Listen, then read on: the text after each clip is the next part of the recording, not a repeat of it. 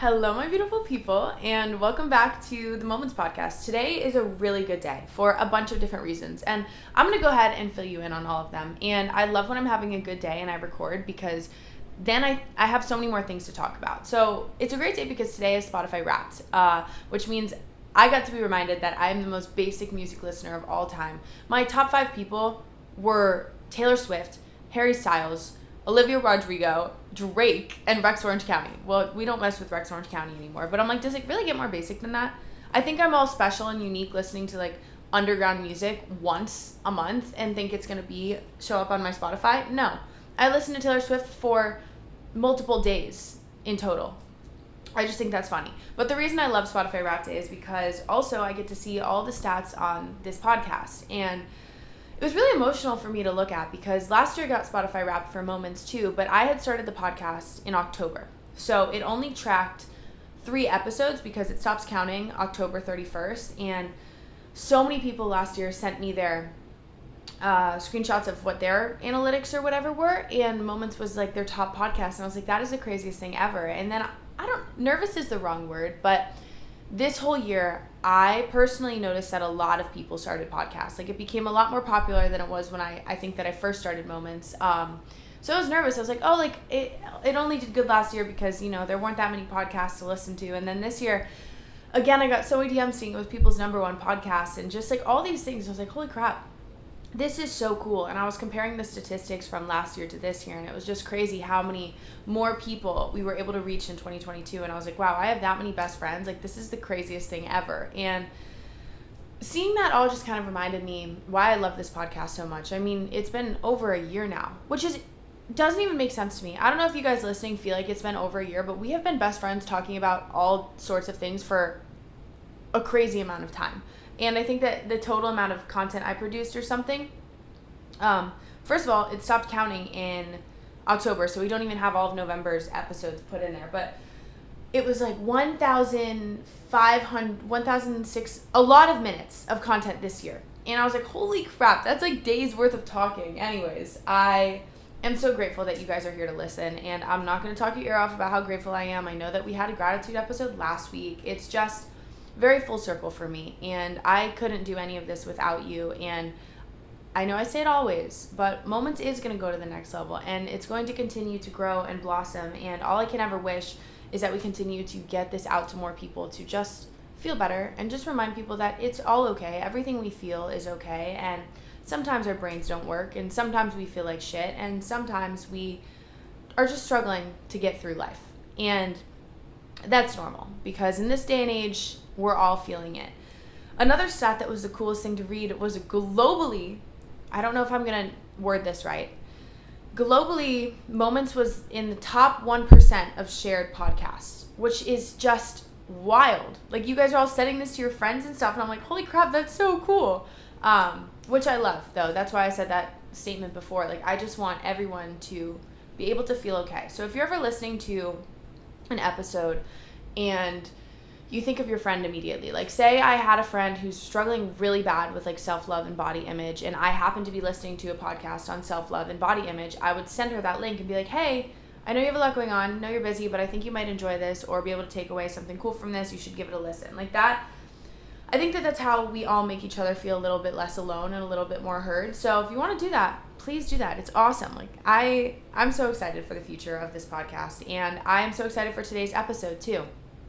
I randomly made a TikTok the other night that was talking about like some of my biggest red flags and my biggest green flags, because obviously we all have different red and green flags, but I just want to share with you guys what to run from, like what to run very, very far away from when it comes to kindling a relationship with a boy, or whoever it is. It could be a boy, a girl, anyone. Like, whoever you're working on building a relationship with, these are my number one things to avoid and my things to look for in a person. I wasn't going to make this a podcast episode or anything, but then the comments on the TikTok were like, oh, you should do an episode on this. Or I was like, oh, I should do an episode on this. And here we are. So I asked on my Instagram story, what are some of your biggest green flags and red flags? And I just wrote them all down in a list, and I kind of want to talk about them. Before I get into that, though, quick little life update, because why the heck not? I got to go relive my college glory days this weekend, which was huge for me because for a really long time, backstory even more, you guys probably know this if you've made it this far in the podcast. This is something that's very known about me. I went to FSU my freshman year of college. I went to TCC, which is the community college right next to FSU, just easier to say FSU. And I was really depressed at one of the lowest points in my life while I was there. I never showed it. I stayed busy, worked 5 jobs, like always went out, was always having the time of my life with my friends. But I was really homesick and I was crying a lot and I was hurting really bad on the inside and I just didn't really understand how to get out of it. But I ended up moving home, went to school at home, now obviously not in school, but I had a really hard time going back to FSU, like going back to the place that hurt me. It's kind of just like, it was hard for me to go back to Hawaii for a while because I know that I hurt there, and for some reason I just have this negative attachment to it. And it was always tough because with FSU, like Lisette still went there, a lot of my friends went there, so many people loved it, and it was so hard for me, and especially hard for me to explain to people because I would be like, no, I don't want to go to FSU, like I hate it there.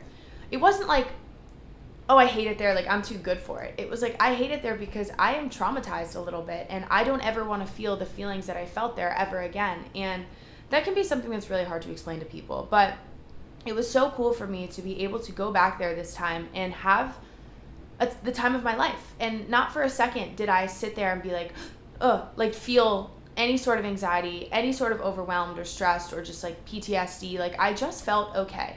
And I did go there in a different setting. Like I went with my family. We literally spent Thanksgiving there, and it was kind of a Friendsgiving. Like we skipped our traditional family Thanksgiving to go do this, and it was a blast. And I had a different experience than usual because we didn't really go out to all the places. Anyways, it felt good to go. And I was like, okay, that's another full circle moment in my life. And I just wanted to share that with you because we're all going to have different places like that in our life. There's going to be places that you go that you've hurt there before. And sometimes it's not even places. Sometimes it's people. Like going back to people that hurt you in the past and finally being able to forgive them and noticing that they've truly changed is another thing that's really cool. But especially with places, whether it's especially with holiday season coming around, like your hometown or different places you went during high school or people you hung out with during high school or going back to your college. Like all these things, I just want to remind you that with time, everything is going to heal. And sometimes it just takes a really long time for it to happen. And while you're at the point where it hasn't happened yet, I know how hard it can feel. And I know that it's like this gut-wrenching pain that no one understands unless they've felt it. And I'm just going to tell you that it's going to be okay. And we're not going to get all the way into this because I really could talk about it for hours and hours and hours. We'll save that for another episode. Another thing, if I met you at, when we went to the Strip, it was the funniest thing. We went Christmas tree shopping. Like we cut to a Christmas tree farm. There was like 10 of us, okay? All wearing matching pajamas. And then we went out to eat after, all in the matching pajamas. And then we decided it would be fun to go out, like to take my little brothers out and to like just go out on the town on a Saturday night. You know, all you can drink at the Strip during one of the busiest weekends in Tallahassee. We thought it would be a great idea to all wear matching pajamas. And that was one of those moments for me where I really had to remind myself that it's only embarrassing if I say it's embarrassing. It was humbling. We were all just walking around. I was in cowboy boots. I also felt so busted. Like I had just been eating and drinking for 5 days straight. Not eating, but like eating a bunch of junk, which whatever, usually doesn't bother me. But I felt a little gross, okay? I'm human.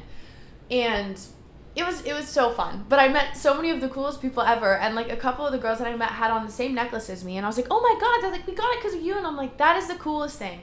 So full circle. Lots of full circle moments that have happened in my life lately. And yeah, I'm just so excited that I got to meet you guys. I get so emotional, especially when I start drinking and I meet people out and they tell me that they listen to the podcast or that I've been able to help them through something with their mental health or when it comes to eating or eating disorders, stuff like that. When you tell me that I have had an impact in your life and been able to help you through things like that, I just want to sit there and bawl my eyes out. But I don't even know how to react. So I just sit there and I'm like, are you serious? Like, I don't even know what to say because it's crazy when that happens. I'm like, this is when social media is a beautiful thing. I know that I hate on it a lot and we all hate on it because it's a really toxic world. But when things like that happen, I'm like, this is really beautiful. That is really magical that like just this one little app was able to bring all of us together. And now we have this community of all of us just working on feeling a little bit better. Moving on. I love you guys with my whole heart. And it was so fun to run into you, especially all in matching pajamas. There's so many pictures that exist in the world now of me in pajamas. out at a bar. I don't want to think about it. We're moving on. Okay. Also, last life update. I can't believe I've been talking 10 minutes before I've even gotten into my red flags and green flags. Last life update is that I have been an emotional little baby. I think that something is seriously wrong. This is like TMI. Not that a dude would be listening to it, but if you are, like, I mean, I guess it doesn't matter. My period has been so weird lately. I need to go to the freaking gynecologist or something. It's my biggest fear. I'm just absolutely terrified to go, but I am 21 now, and I know that I need to, and I know that it's important. Please reassure me if you've been. Tell me it's not the scariest thing. But I get my period like every 2 weeks, and it only lasts for a day, which is so strange. But then all my symptoms, like my emotions are all out of whack. I think that I just need to work on balancing my hormones. But I've just been having this fear lately. I'm like, what if something's really wrong with me? And I'm just never going to find out because I'm too scared to go to the guy now. Moving on. Just wanted to tell you guys I've been kind of an up and down emotional wreck. Sorry, I was taking a sip of my drink, but it didn't want to work. I've been an emotional wreck, up and down, all over the place. And I've been letting small situations impact me so much. And I've been overthinking things that I normally wouldn't overthink at all. But that situation has diminished a little bit. I figured that out. I was just having, no, we're not getting into this right now. Red flags and green flags.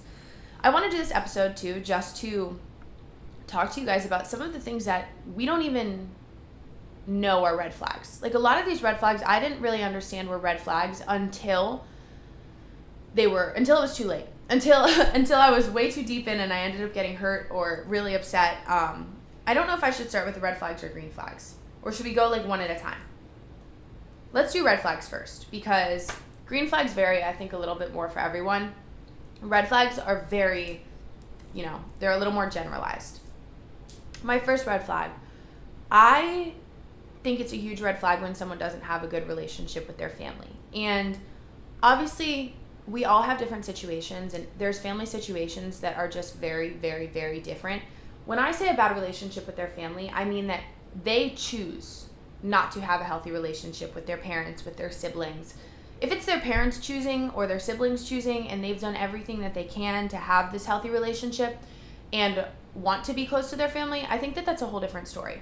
But I think that people who purposely run from like family connection when they actually have like a good, kind, decent family, I think that that's a huge red flag. And maybe that's also because I am such a family-driven person. Like I do everything with my family. I travel with my family. I want to be around my family, and the person that I marry or I am with in the future, I want that person to have a family that I can surround myself with. Like I want our families to be friends, but that's not a deal breaker. That's a red flag because obviously there's so many different variabilities on that one that it just depends. Moving on.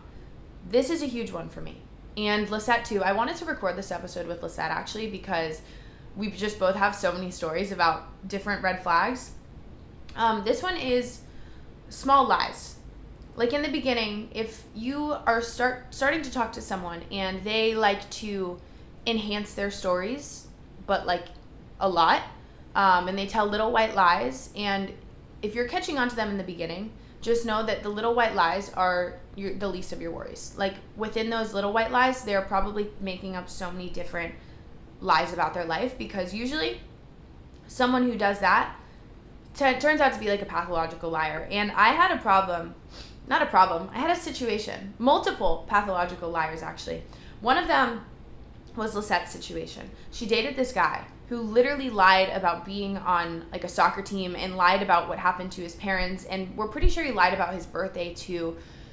Lied about pretty much every single thing that he ever told her. And I mean, to be fair, not to say I told you so, but I told Lisette from the beginning that this guy was a red flag and she shouldn't go for it. She did it anyways. He was terrible. Like, I don't know how Lisette went through that. I would be traumatized. He was like verbally the worst person ever. And I'll get into more of the things he did towards the end, but obviously it's also not my relationship story to tell. So I probably won't get into it again. I have my own trauma that I can dump on you guys. He was garbage though. And a time that I dealt with a pathological liar, you guys were probably around for that. I've talked about it a little bit on the podcast, but if you know, you know. If not, we're not getting into it. I just dealt with this guy who loved to over-exaggerate his stories, and things just didn't add up whatsoever. But I'm naive. I trust very easily. So I kind of just let it slide. And if you're someone like that too, please take it from me. Don't let it slide, okay? Thankfully, I got myself out of that relationship before it ever got bad or serious, because literally thank the Lord that I did. I'm going to move on, but I'll get into more about that little relationship story as we move on. The next one is cocky. This kind of goes on in line with the over-exaggerating thing. There's a difference between confidence and cocky. I think it's attractive if a man is confident in who he is and knows what he wants to do and is confident in pursuing you. That's confidence. I respect that, I support that, and I love that. Cockiness is someone who really, really, really loves to talk about what they have, whether it's their money, whether it's materialistic things, whether it's what they look like, whether it's how often they work out, or how good they look, or how much, I don't know. Anything that you notice they're talking about over and over and over and over again, usually a red flag. Usually. I think that cockiness and confidence line can be a little bit blurry sometimes, but as soon as it feels off, it's a red flag. Not always a deal breaker. In a lot of cases, yes, but it's a huge red flag and you should definitely be aware of it.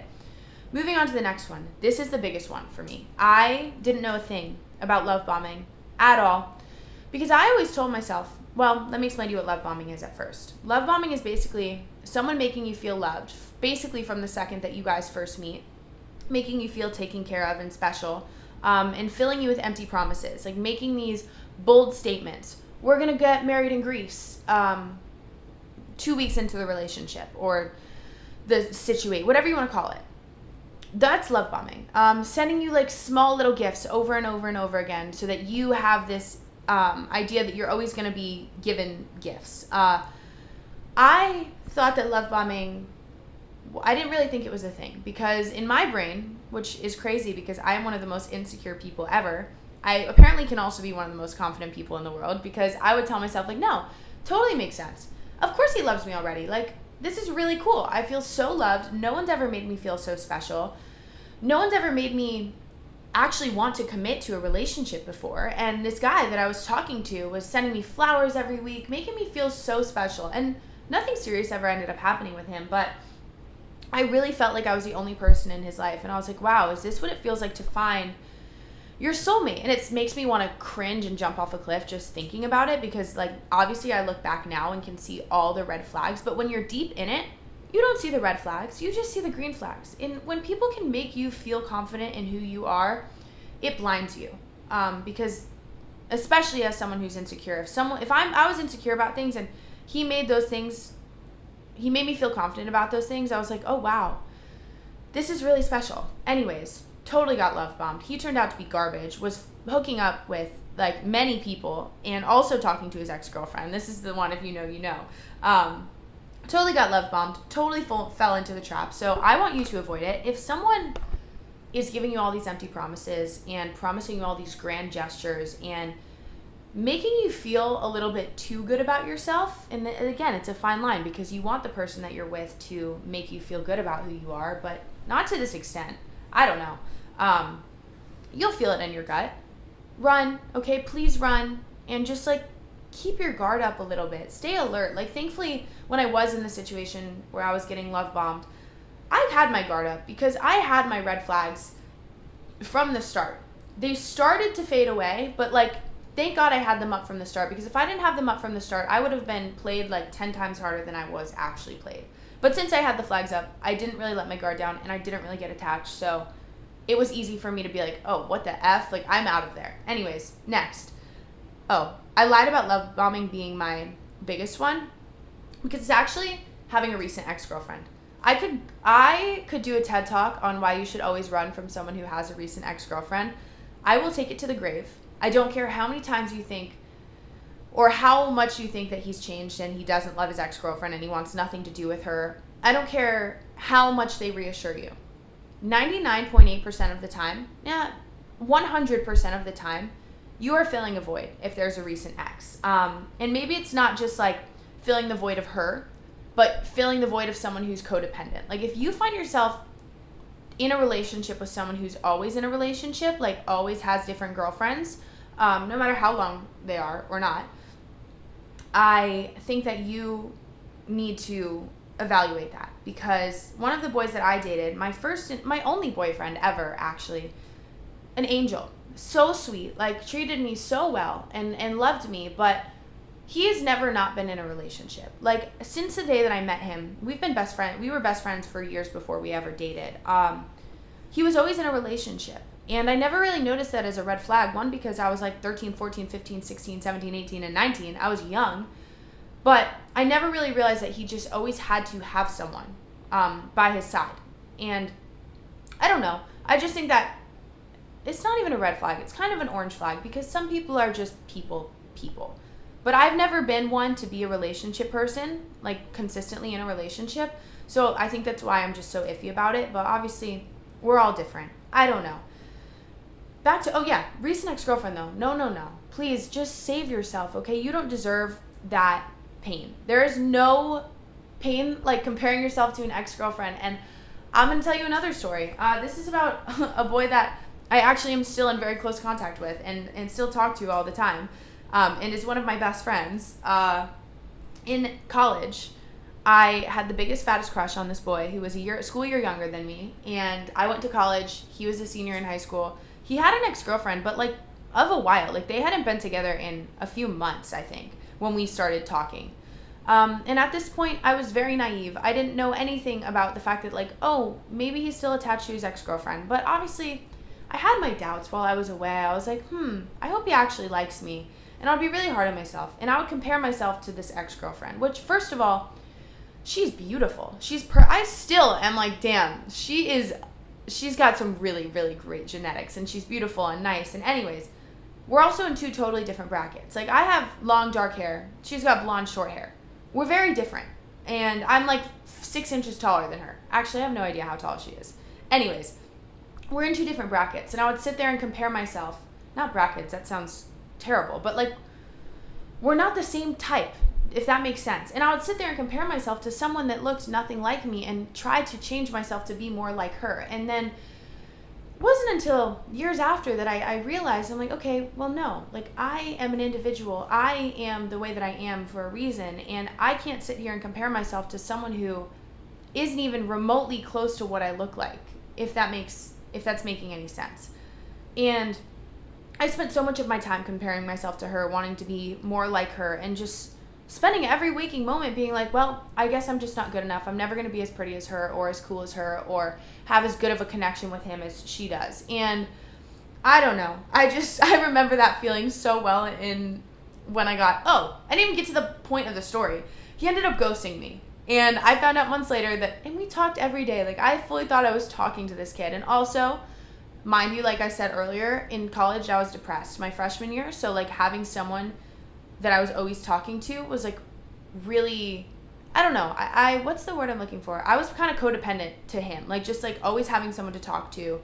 Always feeling like I had someone there who, like, liked me. And I got all of my validation from him. And it was horrible, okay? I was working on my mental health. I didn't understand that I needed to love myself first. I only thought that I thought that the only way that I was going to be loved was if someone from the outside gave me validation. And looking back on all these things, it is crazy how far that my mindset has come. Like, obviously, I still struggle with some of this stuff, but in a much different way.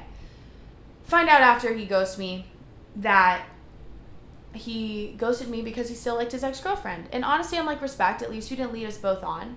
But it hurt, like, really, really so horribly for someone who was so sensitive and insecure at the time and didn't really understand why, like, didn't understand where I went wrong. And that traumatized me for a little while. Like, I just felt like I was really obnoxious and really annoying, and no one was ever going to want to date me. So never, ever go for someone with a recent ex-girlfriend. And that is why. Because you're going to break your own heart, and it's not fair to you. Give it time. Like, if it's the right person and they have a recent ex, I promise you, putting, like, a timeline on it and making sure it's the right decision for you and making sure that he's over her, like, it's still going to work out if it's the right person. And if it doesn't work out, I pinky promise you, it wasn't the right person. Moving on. Just kind of trauma dumped on you. College freshman year was a tough one for me. Really hard to talk about still. Okay, next one. Close-minded. For this one, I go straight to politics because and again, this is my own political opinion. I am not here like disrespecting anyone else's views. I am all for democracy. Like, I'm not going to disrespect you if you have a different view than me, but I am Democrat. I personally don't see myself building a truly healthy, loving relationship with someone who has different values than I do. Just because, to my core, I feel very strongly about left side views. Not based on who the politician is or anything like that. Just in general, my views are left. I'm very liberal. And I don't see myself spending the rest of my life with someone who has the complete opposite views as me. So I say closed-minded because if someone's willing to kind of meet me in the middle where we can learn from each other, maybe. But if they're closed-minded and they have no desire to at least hear opinions from the other side or why I feel the way that I feel, it's a no-go from me. It's a big red flag. I'm running far from that because politics is the first thing I think about it. But then I think closed-minded in every aspect. Like, I don't want someone who's not willing to open their mind to the things that I'm passionate about. Like, say I watch this show or listen to this song and I really, really love it, but it's not a genre that the person I'm with likes. And they're like, I'm not going to listen to it. I hate that stuff. But I'm really passionate about it and I really care about it. And they can't open their mind to just try to like enjoy something that I enjoy. Sorry, no, I'm out. Moving on. Wow, this is going to be a long episode now that I think about it. I'm going to try to go through some of the next ones fast. Talks poorly of any females. I can go on and on and on about this one. Maybe this is just going to be a red flags episode and next week can be green flags episode. Because, hear me out, dude. I spent a lot of time, I'm not going to throw names out here or anything. I spent a lot of time in Hawaii. Built a huge friend group out in Hawaii. Have met tons of different people while I was there. But some of the people that we were surrounding ourselves with when we were first out there were like these guys, and they are total douchebags. I have never surrounded myself with people who talk so poorly about other females ever in my life. And I don't even mind saying it because I made it so loud and clear that I was not going to hang out with them if they spoke about people that way. And number one, I don't really hang out with these people, nor do I talk to them anymore. But I do not respect anyone who cannot respect others, which sounds a little contradicting, I guess, but we would be in a room and this guy would sit there and be like, oh, she looks like a shark. Like, this is just such a core memory for me. Or like, oh, they eat so much, no wonder they look like I felt sick to my stomach at some of the things that were said by certain people I've been around in my life. And the worst part about this is that it's so many guys. It is, and not even just guys, I mean people in general, but specifically guys. I will always pay attention to the way that guys talk about other females to their friends because it tells so much about them. And it also just goes to show you what they're saying about you behind your back. Like, what if they're saying this about these beautiful girls, what are they going to say about you? Right? Like, it just makes me sick to my stomach, and I will always, that's not even a red flag, that is a deal breaker. You say one nasty thing about a female or about a person, you're out for me. I clearly feel very passionate about that one because I also have trauma attached to that one because I had people say things to me that made me so insecure over and over again. Like comments about what my face shape was like, or comments about what I ate, or comments about just like all these different things that just made me really, or like how much I drank or what I acted like when I was drunk, but not in a funny way, in a way where the joke got carried out for months and months and months and it wasn't funny anymore. And I was language, really not okay with myself and really depressed. So please do not stand for people talking badly about others. And I know that it can be hard to do sometimes, but always speak out against it. Like, just even if they don't change the way that they act, put it in their head that they're a piece of shit. Like, whenever these people that I was with at this time in my life would say something, I would be like, are you effing serious right now? Like, you're really going to sit there and say that? Like, that's disgusting. And then I would just leave it at that. And half the time they wouldn't change anything about how they acted or what they said. And I was like, okay, you're not a good person. We're moving on. Some people just can't change. Next one for me, this is another like personal one. I don't really mess with guns. I don't mind if you have a gun, like to protect yourself in your house or your family. I don't know. I'm just not a huge gun girl. Not a fan of it. So I don't really find it to be a green flag if someone has a gun collection per se. I don't know. Everyone's different. That's one that's just for me. I am moving on. Doesn't respect or understand like periods and mental health. If someone's not willing to learn about the female body and why it goes through different things that it does, or why you might be crying for no reason one day, and why you might be so angry and in a terrible mood for no reason, or why you might be wanting someone to just give you a hug and bring you chocolate and give you a heating pad and not try to make you do things that you don't want to do. Like, if someone can't educate themselves on that, that's a red flag for me. I'm sorry. I shouldn't have to explain to you that I'm on my period and I want to be respected. Like, that should be a given. You should worship me on my period. I don't know. I've never had to deal with a situation like that because, honestly, I just haven't. Like, I haven't been in a serious relationship where that's been an issue. But yeah, if I can have a child and like I have to go through this every single month, for 2 days out of the month, just treat me like a queen and let me be a baby and let me be mean a little bit. I don't know. Mental health too. Like, I think that this one upsets me because guys struggle with mental health too. And if a guy is not willing to understand mental health, it's a clear sign that they're struggling with their own mental health. Like, if they call it stupid or whatever they want to call it, or they tell you you're a baby and you need to just get over it, there's this very, very, very strong chance that they're masking their pain with masculinity. And that they are hurting deep down on the inside and they don't want to show it. So they won't let anyone else feel it either. And that's a red flag for me. I think this is a green flag, which I'll get into, is that someone's in touch with their own emotions. That he can understand why you might feel the way that you feel, and also makes it clear when he is going through his own mental health stuff. And then that's when it becomes your job or our job to respect what the person's feeling or going through. Moving on. Doesn't like when you do what you love. Doesn't respect your passions, doesn't believe in you, doesn't hype you up. Red flags, okay? Think about someone. I'm also the kind of person who, I'm a date to marry kind of person, which means I'm not gonna get myself into a serious relationship with someone I couldn't see myself marrying. Like, if I know that I'm not gonna like to be with this person for the long run, I'm not even gonna test it out. Why would I do that to myself? Put myself through that pain and heartbreak with someone that couldn't be my lifelong partner.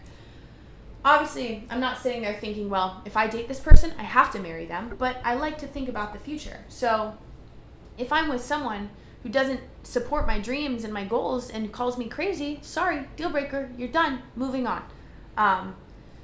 Rude to other people kind of goes along with what I talked about earlier, but this one more in a public setting. If they are rude to the waiter, the waitress, they don't tip well, they are just kind of like have an attitude, bad road rage. These are all things I consider to be red flags. Oh, the next one I wrote down is crazy driver. Honestly, this one is just personal. I just get really, really nervous in the car, and I already hate when I'm not the one driving. So if I have to feel nervous about the person that's driving me around, I don't know. It's a red flag, not a deal breaker. Obsessively cursing, not a huge fan of. I curse, so I can't sit here and judge someone that does curse. But if we're throwing F-bombs in every sentence, not into it. Not a deal breaker, but definitely a red flag. Makes comments about how you eat or what you eat, deal breaker, done. I will never, ever, ever speak to a man who comments on what I eat and like how it's too much, or, oh, like that has a lot of this. You're really going to eat that? You're really going to go back for more? Like, no wonder you're going to gain weight. Like, things like that, which again, I've literally dealt with in personal experience from guys. Like, I've heard it all. From my own friends, people that I've trusted. They're like, oh, not anymore, because now I don't surround myself with those people anymore. But I was depressed when I did. Another reason that if you're going through a lot, just check who you're surrounding yourself with, because you never know that like maybe your friends' comments are the reason that you feel really, really bad about yourself. You know, just some things to think about. Never, ever, ever be with someone who doesn't make you feel comfortable in your own skin at every stage. Like, someone that you are going to spend a lot of your time with needs to make you feel loved at your lowest, at your worst, at your best, at your highest, at every stage. Moving on. Talks about, this kind of just goes into what I just said. Talks about your body or your looks.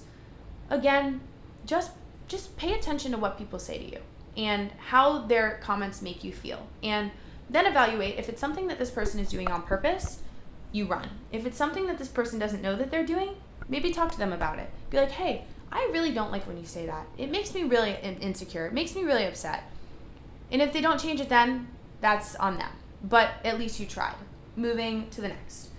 Forgets about things that you've already told them. Dude, this one gets me so next level heated because a bunch of people in my life, not a bunch of people, 2 of my best friends are like this, and it's not in a way where they like don't listen to what I say. They listen to me talk about 18 million different things. Of course, they're not going to remember every detail of my life. So I think this is more of a pet peeve than a red flag. It's a red flag if the person that you care about and you listen to and you know everything about, if they don't remember things about you that are very important to you, that's when I think it's a red flag. It's a pet peeve when, like, my friends don't remember small details. But we're all human. I forget things too. But it just makes me so sad. I'm like, but I want you to remember that so badly, and you just didn't. Like, anyways, that's just me being a drama queen baby. No responsibilities. Like, that's a red flag.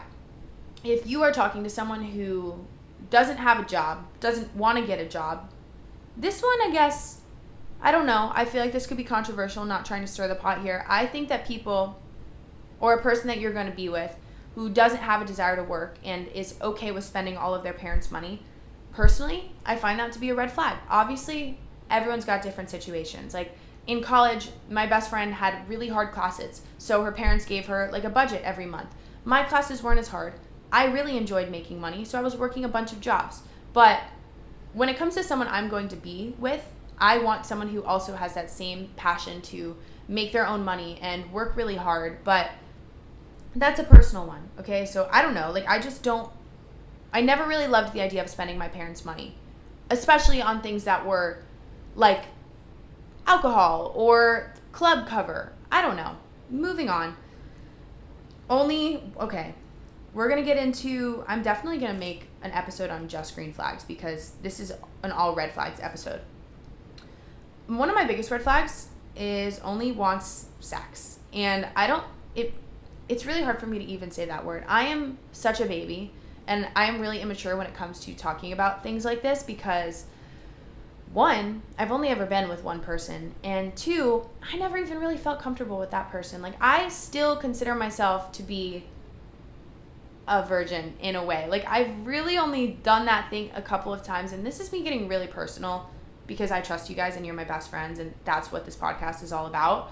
And I want you to feel, normal for any of the feelings that you have. But yeah, I am terrified of intimacy. It is one of the things that holds me back in so many, not so many aspects of my life, in like the love aspect of my life. Like, I run from things that are good for me just because I'm so terrified to be intimate with someone. And I get nervous and I run and I have this anxiety that I can't control. And I'm working on it. So one of these days I'll do a full podcast episode on that. That's just going to be a really vulnerable one, and it's going to make me really nervous to talk about and post, but I'm going to do some research on why we might feel those things. But yeah, that being said, sex is also something that is very, very, very special to me and important to me. And I think that it is like a soul tie and a soul connection. And I am also someone who believes that my body is a temple, and I am never, ever going to be with someone who I'm not going to be with. Like, I just don't know how to explain it. But I don't see myself having sex with someone ever that I'm not dating, or at least know that I'm going to date. And the reason I say all of this is because I have had so many flings or relationships or like little situationships, whatever you want to call them, where they ended simply because I wasn't ready to have sex with someone.